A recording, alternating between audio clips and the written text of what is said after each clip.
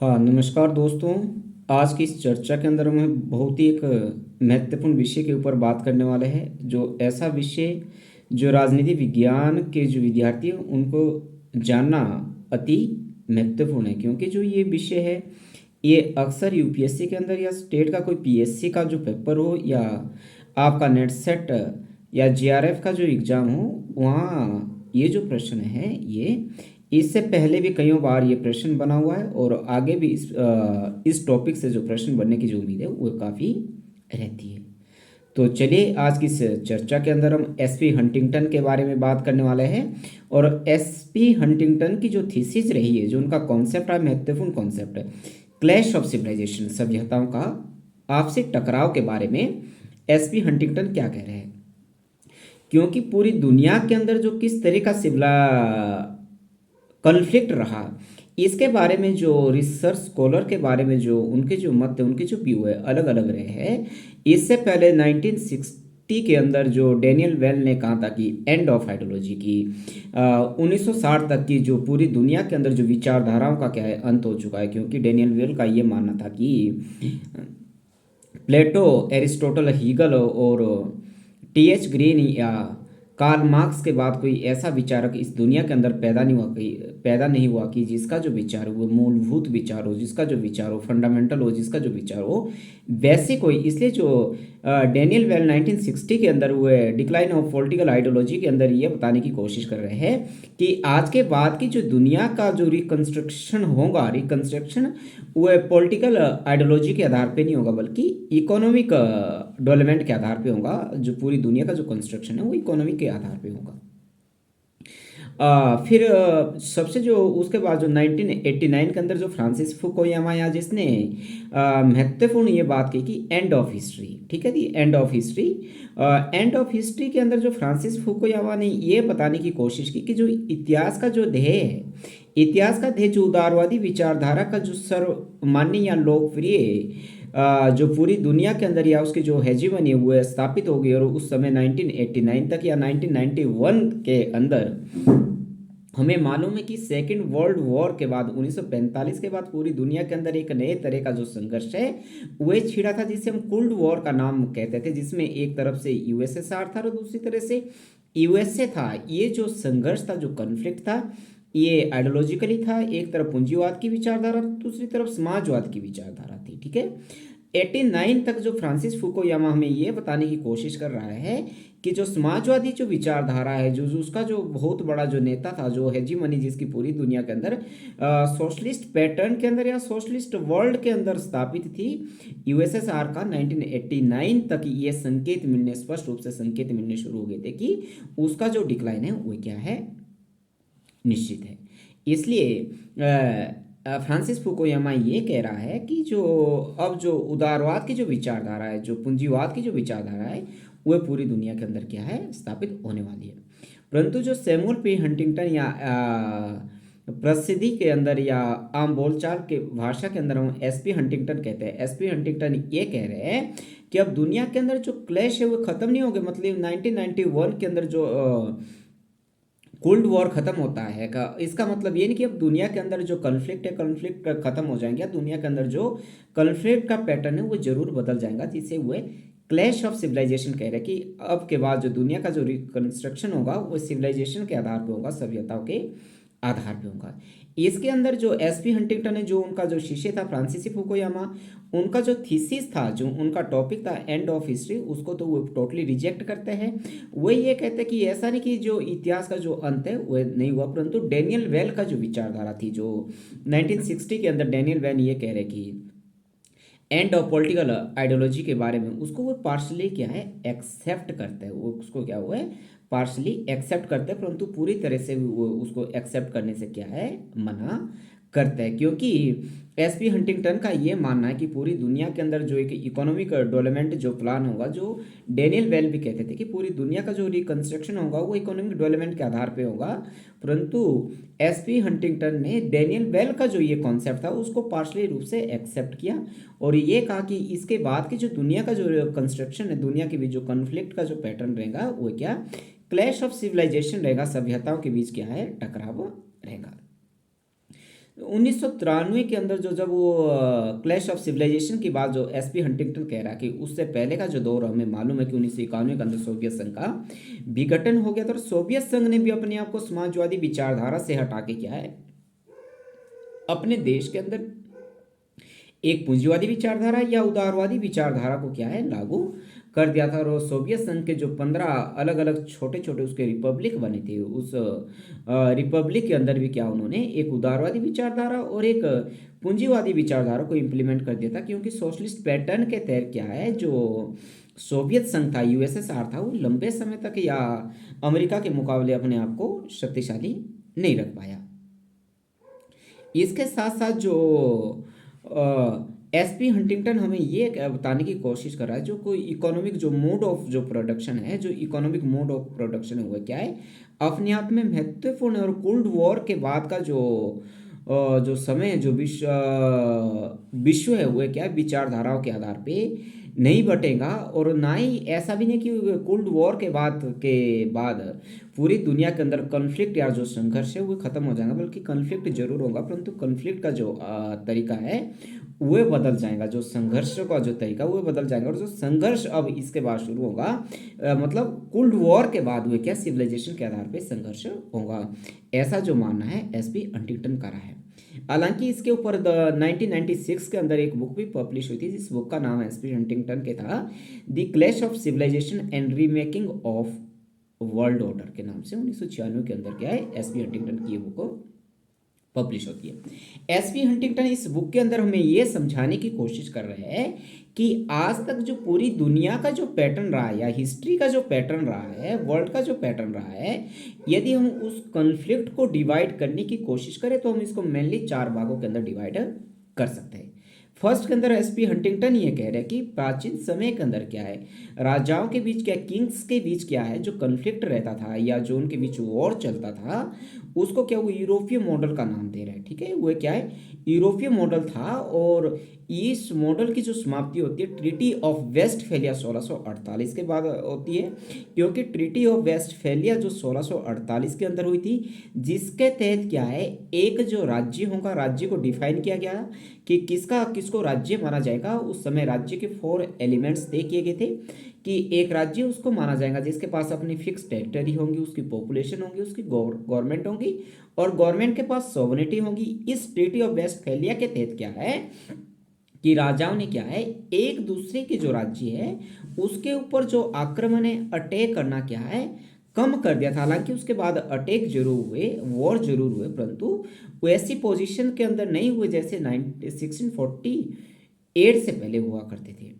दूसरे स्टेज के अंदर जो एसपी हंटिंगटन हमें ये कह रहे हैं कि उसके बाद जो संघर्ष जो रहा पूरी दुनिया के अंदर, जो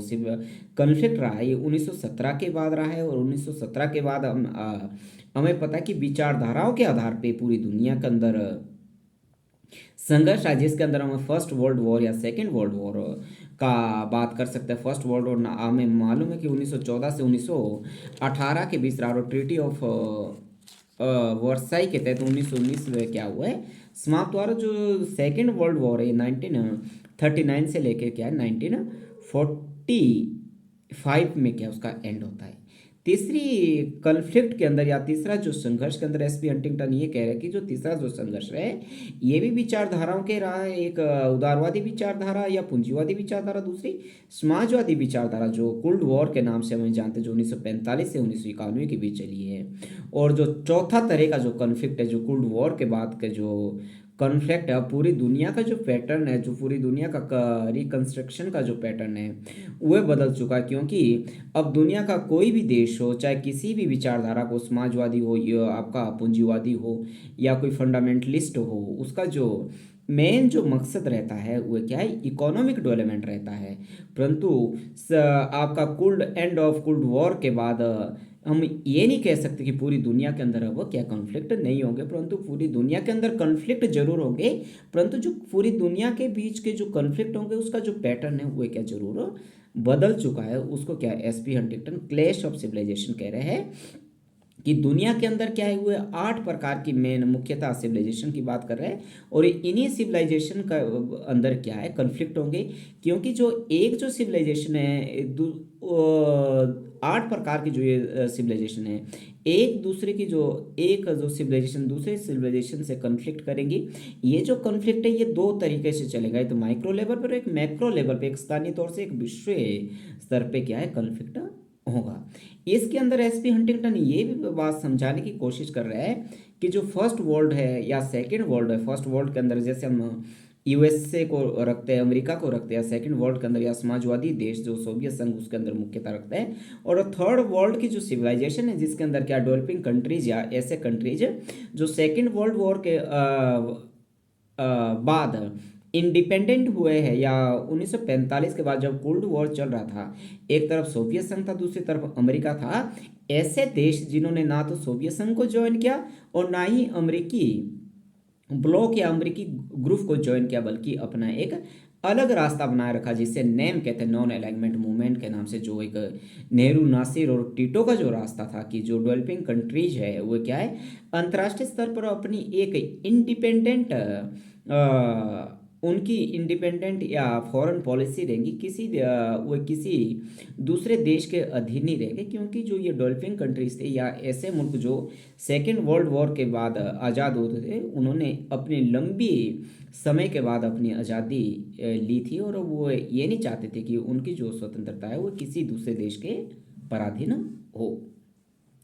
इसमें एसपी हंटिंगटन ने जो पूरी दुनिया की जो सिविलाइजेशन है, जो पूरी दुनिया का जो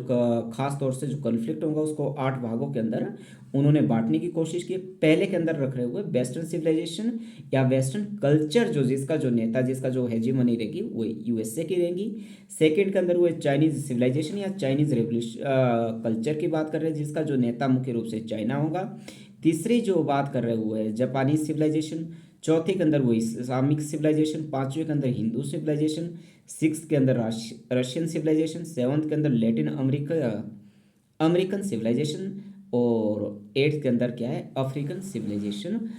इस तरह से जो एसपी हंटिंगटन से पूरी दुनिया की जो सिविलाइजेशन है उसको 8 भागों के अंदर विभाजित करने का काम किया है। अब एसपी हंटिंगटन ये कह रहे कि विश्व के अंदर जो ये इस तरह के जो ग्रुप है, इन ग्रुपों के आधार पे जो पूरी दुनिया का रिकंस्ट्रक्शन होगा, या पूरी दुनिया का क्या है डिवाइड होगा। ठीक है, आगे के जो भी कॉन्फ्लिक्ट होंगे ये इन्हीं कल्चरल सिविलाइजेशन के आधार पे होंगे, ना कि किसी आइडियोलॉजिकल क्लैश अब इस दुनिया के अंदर देखने को मिलता है। इसके साथ साथ एसपी हंटिंगटन हमें ये भी कह रहे हैं कि इसके अंदर जो मेनली जो मुख्यतः जो सिविलाइजेशन के अंदर जो कॉन्फ्लिक्ट या संघर्ष हमें देखने को मिल सकता है वेस्टर्न कल्चर के अंदर, सिविलाइजेशन के अंदर या जापानीज सिविलाइजेशन के अंदर हमें क्या मुख्यतः क्या कॉन्फ्लिक्ट देखने को मिलता है, क्योंकि इन सिविलाइजेशन के अंदर क्या सोशल कल्चरल या इकोनॉमिक या कल्चर के आधार पे जो सिविलाइजेशन जो कॉन्फ्लिक्ट जो होने की जो पूरी उम्मीद रहती है। इन सिविलाइजेशन के चाहे आपका वेस्टर्न सिविलाइजेशन या जापानीज सिविलाइजेशन है, इसके अंदर क्या है बहुत सारी जो सिमिलरिटीज है और बहुत सारी डिससिमिलरिटीज है। ठीक है, जिसके आधार पे क्या है कल्चर जो हमारा क्या है कॉन्फ्लिक्ट आगे होने की उम्मीद रहती है। फर्स्ट जो बात कर रहे हैं एसपी हंटिंगटन की जो कल्चरल सिविलाइजेशन है, कल्चरल सिविलाइजेशन अब जो आगे की जो दुनिया है वो मॉडर्नाइजेशन होंगी, और जो मॉडर्नाइजेशन के साथ साथ क्या है वो किस तरह से मॉडर्नाइजेशन होगी, ये वेस्टर्न मॉडर्नाइजेशन का कॉन्सेप्ट नहीं होगा, बल्कि हर एक दुनिया की जो सिविलाइजेशन है वो अपने आप को टेक्नोलॉजी के साथ क्या मॉडर्नाइज करने की कोशिश करेगा, और जो टेक्नोलॉजी की जो वैल्यूज है उन वैल्यूज को क्या है उन वैल्यूज के बारे में अवेयर होंगे, और जैसे जैसे दुनिया की जो सिविलाइजेशन है टेक्नोलॉजी के बारे में अवेयर होंगे, उन्हें ये लगेगा कि हमारी जो सिविलाइजेशन है माइक्रो लेवल पर और मैक्रो लेवल पे भी पूरी दुनिया के अंदर क्या हमारी हेजीमनी होनी चाहिए। इसके अंदर खास तौर से आपकी वेस्टर्न सिविलाइजेशन है या चाइनीज सिविलाइजेशन है या इस्लामिक सिविलाइजेशन है, वे क्या है अपने वैल्यूज के बारे में क्या है ज़्यादा अपने सिविलाइजेशन की जो उनकी वैल्यूज है उसके बारे में ज़्यादा अवेयर होंगे, और जब वो ज़्यादा अवेयर होंगे पूरी दुनिया के अंदर क्या हुआ अपनी हेजीमनी स्थापित करने की कोशिश करेंगे, जिसके आधार पे पूरी दुनिया के अंदर जो क्लैश होगा जो कॉन्फ्लिक्ट होगा, कॉन्फ्लिक्ट का जो पैटर्न है वो पूरी तरह से बदल जाएगा। एसपी हंटिंगटन कह रहे हैं कि जो माइक्रो लेवल के अंदर जो फॉल्ट लाइन होगी, ठीक है, फॉल्ट लाइन के आधार पे जो स्टेट होंगे उनके अंदर जो, ऐसा नहीं कि माइक्रो लेवल पे क्लैश नहीं होंगे, माइक्रो लेवल पे भी क्लैश जरूर होंगे, क्योंकि फॉल्ट लाइन के आधार पे जो देश होंगे, जो नेशंस होंगे, ऐसा नहीं कि 1991 के बाद जब आपका एंड ऑफ कोल्ड वॉर खत्म हो गया कि अब राज्य नहीं रहेंगे, राज्य जरूर रहेंगे, पर राज्य के अंदर भी जो क्लैश करने का जो तरीका रहेगा वो सिविलाइजेशन के आधार पे होगा। और हर एक जो राज्य अपनी सिविलाइजेशन के हेजिमनी को स्थापित करने के लिए एक दूसरे के साथ क्या कन्फ्लिक्ट करेगा या उसके साथ उसका संघर्ष चलेगा। दूसरा जो सिविलाइजेशन आपका कन्फ्लिक्ट हमारा रहेगा या कन्फ्लिक्ट का तरीका रहेगा वो मैक्रो लेवल पे रहेगा कि पूरी दुनिया के अंदर ऊपर क्या है, कोई सिविलाइजेशन अपनी हेजीमनी स्थापित करने की कोशिश करेगी, या वो वर्ल्ड बैंक को कैप्चर करने की कोशिश करेगा, WTO को करेगा, WHO को करेगा, UNO को करेगा, मतलब इस तरह से पूरी दुनिया के अंदर क्या अपनी कल्चरल हेजीमनी को स्थापित करने की कोशिश करेगा कि पूरी दुनिया के अंदर क्या है उसका डोमिनेंस स्थापित हो और एक नए तरह के जो सिविलाइजेशन है उस सिविलाइजेशन की क्या है पूरी दुनिया के अंदर डोमिनेंस हो और पूरी दुनिया मतलब उस सिविलाइजेशन की बात को मानने की कोशिश करे। इसके साथ साथ जो एसपी हंटिंगटन ये कह रहा कि ऐसी परिस्थिति के अंदर जब कोई दुनिया का ऐसा सिविलाइजेशन जो पूरी दुनिया के ऊपर अपनी हेजिमनी स्थापित करने की कोशिश करेंगे, ऐसी परिस्थिति के अंदर क्या है दुनिया की जो सात बाकी तरह की जो सिविलाइजेशन को उनके पास तीन तरीके उनके पास मुख्यता होगी। एक तो नॉन वेस्टर्न सिविलाइजेशन की बात कर रहे हुए कि दुनिया के ऐसे सिविलाइजेशन जो नॉन वेस्टर्न सिविलाइजेशन है, क्योंकि आज के समय में पूरी दुनिया के अंदर या खास तौर से जो हेजेमनी है, जैसे फ्रांसिस फुकुयामा भी कह रहे हैं कि एंड ऑफ हिस्ट्री कह रहे हैं, हालांकि उसको एसपी हंटिंगटन तो उसको रिजेक्ट कर रहे हैं और डेनियल बेल का जो कॉन्सेप्ट है एंड ऑफ पॉलिटिकल आइडियोलॉजी को वो पार्शली एक्सेप्ट कर रहे हैं और पार्शली उसको रिजेक्ट भी कर रहे हैं। फर्स्ट के अंदर एसपी हंटिंगटन ये कह रहे हैं कि जो नॉन वेस्टर्न कल्चर सिविलाइजेशंस है उनके पास पहला मॉडल तो ये है, पहला रास्ता तो ये है कि वे अपने आप को क्या है वेस्टर्न कल्चर से क्या है अपने आप को अलग कर लें और अलग आइसोलेट करें और आइसोलेट करके क्या है वो अपनी एक नई दुनिया बसा ले। दूसरा मॉडल एसपी हंटिंगटन ये कह रहा कि जो नॉन वेस्टर्न जो सिविलाइजेशन है उनके पास दूसरा तरीका ये है कि वे भी वेस्टर्न का ग्रुप को ज्वाइन कर लें और उन जैसा ही बनने की कोशिश करें। तीसरा रास्ता एसपी हंटिंगटन ये कह रहा है कि जो नॉन वेस्टर्न जो ग्रुप्स है या सिविलाइजेशन है वो वेस्टर्न सिविलाइजेशन के अगेंस्ट काम करे या उसके खिलाफ संघर्ष करे। और एसपी हंटिंगटन साथ में ये भी कह रहे हैं कि यदि आप वेस्टर्न सिविलाइजेशन को ज्वाइन करते या ना करें, जो आपका जो कन्फ्लिक्ट है वो क्या है जरूर होगा। और कन्फ्लिक्ट क्या है दो तरीके से होगा, माइक्रो लेवल पे भी और मैक्रो लेवल पे, ठीक है। इस पे क्या है एसपी हंटिंगटन ये बताने की हमें कोशिश कर रहे हैं। एसपी हंटिंगटन साथ में ये भी कह रहे हैं कि जो सिविलाइजेशन जो आइडेंटिटीज है वे क्या अपने आप में एक्सक्लूसिव होंगी, ठीक है। जो सिविलाइजेशन आइडेंटिटीज है वो एक्सक्लूसिव होंगी और एक जो आइडेंटिटीज है वो दूसरी आइडेंटिटीज को क्या है रिप्लेस करने की क्या पूरी कोशिश करेगा कि एक आइडेंटिटीज को दूसरा आइडेंटिटीज दबाने की कोशिश करेगा। और जब एक आइडेंटिटीज दूसरी आइडेंटिटीज को दबाने के अंदर कामयाब हो जाता है तो वह मैक्रो लेवल पे भी पूरी दुनिया के ऊपर क्या सिविलाइजेशन के आधार पे क्या है अपनी हेजेमनी क्या स्थापित करने की कोशिश करेगा। SP Huntington the clash of civilization के अंदर ये भी कह रहा है कि इसमें जो नेशन स्टेट है वो नेशन स्टेट खत्म नहीं होंगे बल्कि नेशन स्टेट क्या है बने रहेंगे, परंतु जो नेशन स्टेट की जो ग्रुपिज्म रहेगा, जो उनकी ग्रुपिंग रहेगी वो भी सिविलाइजेशन के आधार पर रहेंगी या कल्चर के आधार पर रहेंगी। जैसे वेस्टर्न कल्चर के जो नेशन है वो वेस्टर्न कल्चर को सपोर्ट करेंगे, जो इस्लामिक कल्चर के जो स्टेट्स है वो इस्लामिक सिविलाइजेशन को सपोर्ट करेंगे। इस तरह से क्या है जो कन्फ्लिक्ट है वो है दो तरीके जो हमने पहले बात कर ली, माइक्रो लेवल पर और मैक्रो लेवल पे क्या है पूरा क्या है चालू रहेगा, ऐसा एसपी हंटिंगटन का मानना है। दी क्लैश ऑफ सिविलाइजेशन के अंदर क्या जो एसपी हंटिंगटन के जो मुख्यतः इनके जो आर्गुमेंट रहे हैं उसमें वो दो तीन बातों का खास तौर से ध्यान हमारा दिलाते। एक तो वो फर्स्ट ये कह रहे कि रस्ट वर्सेस रेस्ट की, अर्थात कहीं आगे चलकर ऐसा ना हो कि ग्लोबल पॉलिटिक्स के अंदर क्या है, जो वेस्टर्न जो वर्ल्ड है, जो वेस्टर्न वर्ल्ड है, यूएसए की जो लीडरशिप है, जो यूएसए की लीडरशिप में वह क्या ज़्यादा खतरनाक ना हो। ठीक है, हंटिंगटन ने हमें ये बताने की कोशिश द क्लैश ऑफ सिविलाइजेशन के अंदर कह रहे हैं कि जो वेस्टर्न जो सिविलाइजेशन और जो इस्लामिक जो सिविलाइजेशन है, इसके बीच क्या कन्फ्लिक्ट होने की ज़्यादा संभावना रहती है। क्योंकि ये जो अमेरिकन सिविलाइजेशन है, चाइनीज सिविलाइजेशन या इस्लामिक जो सिविलाइजेशन है, इन दो तीन सिविलाइजेशन के बीच क्या है, मेनली संघर्ष या कन्फ्लिक्ट होने की उम्मीद ज़्यादा है। क्योंकि जो एक दूसरे जो सिविलाइजेशन है, एक दूसरे को दबाने की या ओवरकम करने की जरूर कोशिश करेगा। और ऐसी परिस्थिति के अंदर क्या है, क्योंकि ये जो सिविलाइजेशन है माइक्रो और मैक्रो लेवल पे क्या है, अपनी जो हेजीमनी है वो स्थापित करने की कोशिश करता है। इसलिए एसपी हंटिंगटन खास कुछ एक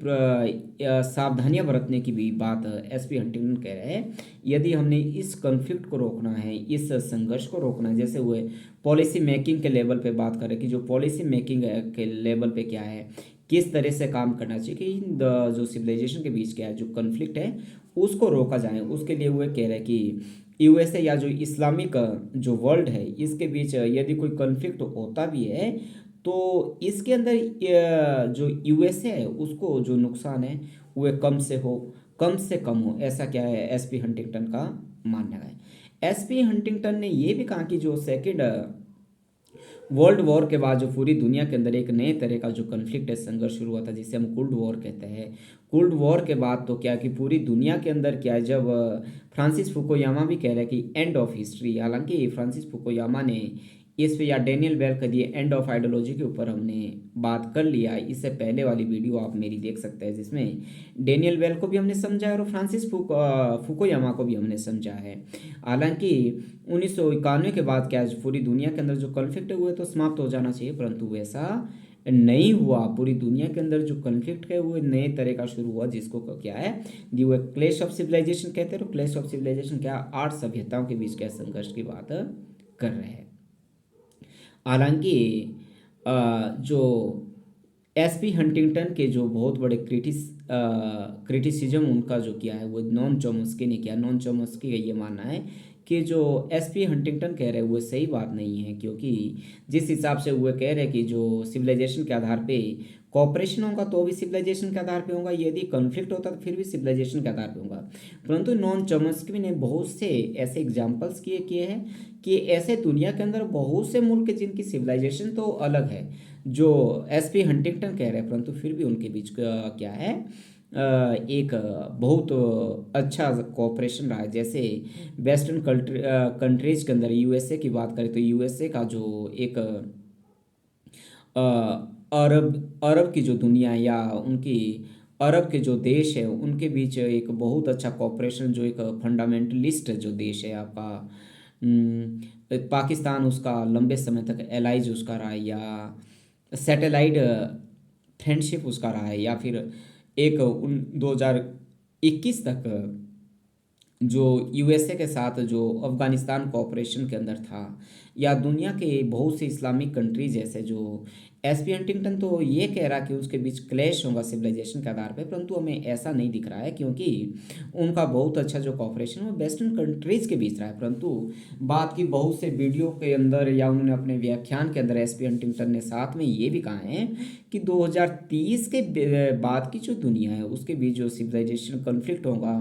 वो किस तरह का कन्फ्लिक्ट होगा हम ये नहीं कह सकते, क्योंकि इकोनॉमिक जो डेवलपमेंट जो प्लान है वो दुनिया का कोई भी सिविलाइजेशन, दुनिया का किसी भी विचारधारा को मानने वाला देश हो, इकोनॉमिक जो डेवलपमेंट की जो ज़रूरत है वो सभी देश को रहती है। अब 2030 के बाद की जो राजनीति हुए आगे किस दिशा की तरफ जाती है, इसके ऊपर बात करना क्या है,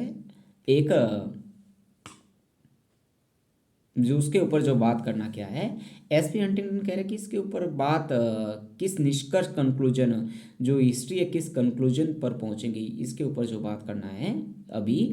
जो प्रिडिक्शंस जो करना है, क्या भविष्यवाणी करना क्या संभव नहीं है, ऐसा एसपी हंटिंगटन का मानना है। तो दोस्तों आज की इस वीडियो के अंदर हमने एसपी हंटिंगटन के द क्लैश ऑफ सिविलाइजेशन को क्या है आसान भाषा के अंदर समझने की कोशिश की है। अतः आपसे अपील करते हैं कि आप मेरे चैनल को लाइक करें, सब्सक्राइब करें और अपने दोस्तों के साथ ज़रूर शेयर जरूर करें। Thank you so much.